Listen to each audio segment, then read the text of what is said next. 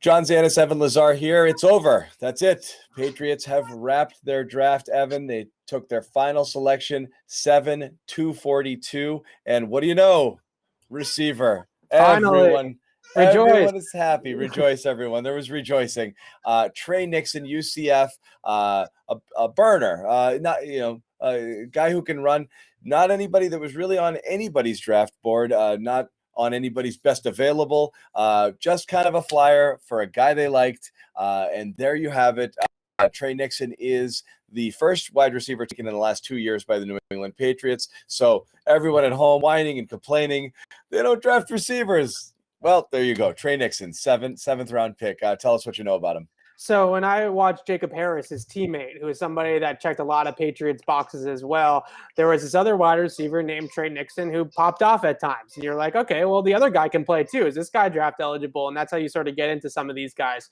And Nixon's one of those players that can definitely fly, right? And I think he's one of those guys, especially in like OTAs and mini camp, when we first get out there and there's no contact and nobody's wearing any pads, you're going to see this guy, right? He's going to flash some skill. He can get down the field. And I think most importantly, what you see with him is that ability to stack guys down the field vertically and then break those routes off at the intermediate level. So I'm not sure if he's necessarily a true deep threat. I don't know if he's a take the top off the defense type of burner, but what he can do is he can burst and get out of his stance quickly at the line of scrimmage, stack the defender, and then break off the route at the intermediate level on like a stop route or a comeback along the sideline. He can play inside. He can play outside. I think if you move him inside, you're talking about deep over routes, seams, things like that up the seam. Maybe you can get some separation vertically that way. I think this is a pretty good pick in the seventh round, right? You're taking flyers at this point. At least you took a flyer on a wide receiver that's got some speed and has got some separation ability because of that speed.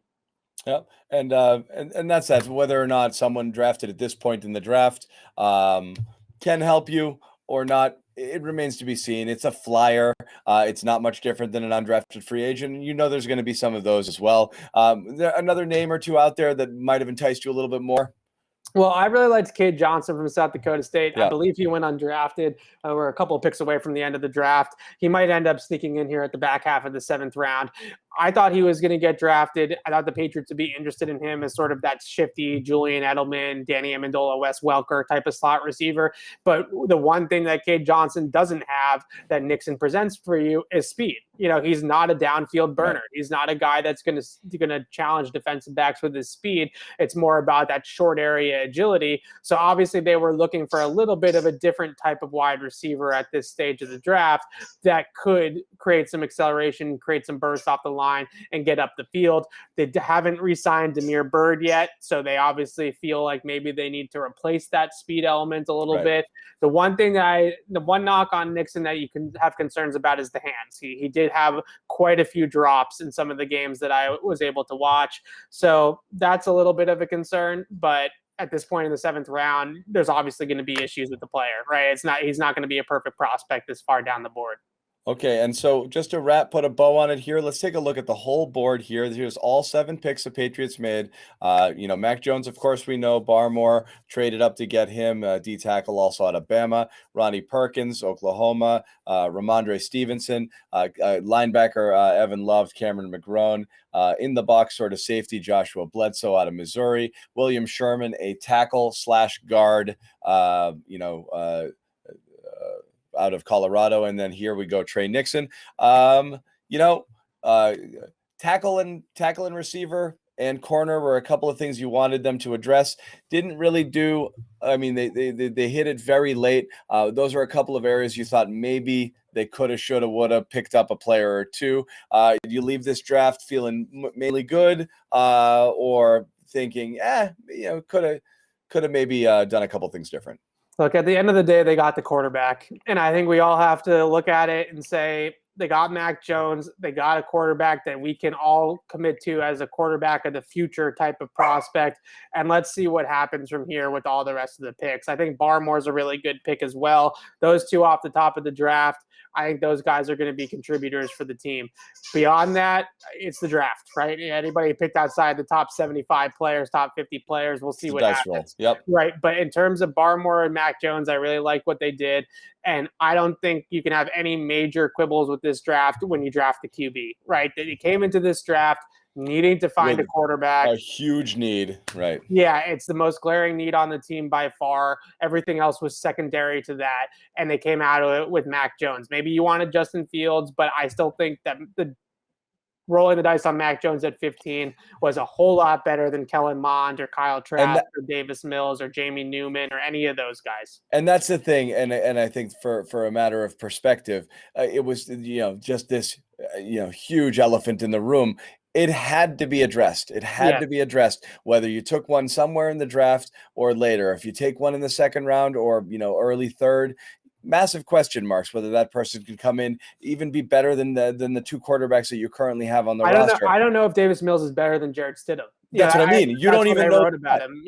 I think that those are the same dart throw. Yeah. A guy that has some ability but is totally inconsistent, and 1 second it's there, 1 second it's not. Yeah. With Mac Jones, you can watch him against SEC competition in the college football playoff, lighting defenses up. So when Bill starts drafting guards and safeties, when you don't take the quarterback, you start to freak out a little bit, because and so it's hard to, because again, everything after that quarterback pick, it matters a great deal less, because you couldn't do one without the other. It wouldn't even matter who you picked if you still went into the season with their kind of current quarterback situation. So you have at least some hope here that you may have solidified that position for a while, which allows you to address other needs and do other things without being so panicked all the time. And that's, I think, the main thing is Patriots fans were just in a state of panic. We got to fix this. You have 20 years of Tom Brady. Having 1 year of not certainty was definitely more than I think Patriots fans could bear. So you've got that and some other good players here, and ones that Evan really likes. And if you trust Evan Lazar's judgment, as you should, when it comes to scouting a lot of these players, a lot of guys here that he thought the Patriots were lucky to get where they got them. Yeah. So they got the top defensive tackle in the draft in the second round. I mean, that's great. Round. I think Cam McGrone in the 5th round is a steal. Christian Barmore, where they got him, is perfect value. I think all of it is good. Even Perkins, again, he's not your guy, but a lot of people had him inside the top 50. You're getting him at 96. You're getting a guy in the 5th round that you had on your big board at 47. So again, these are a lot of guys, Patriots fans are used to. Who the hell is that guy? He's not on anybody's board. And this was more of an opposite. They had a lot of guys fall to them in places that were rated very highly. So all in all, some good players taken by the Patriots. Can't wait to see what they can do. As always, all of our player profiles can be found on our YouTube channel at Patriots Press Pass. Make sure you go check that out. Subscribe and you follow us, follow Evan Lazar on Twitter, and you can get all of his written material over at CLNS Media. As for the YouTube channel, every single player drafted, there's a profile of them up, so go check that out for sure. And all of our continued coverage throughout the offseason as we head into mini camp in June and then training camp in July. It should be a lot of fun.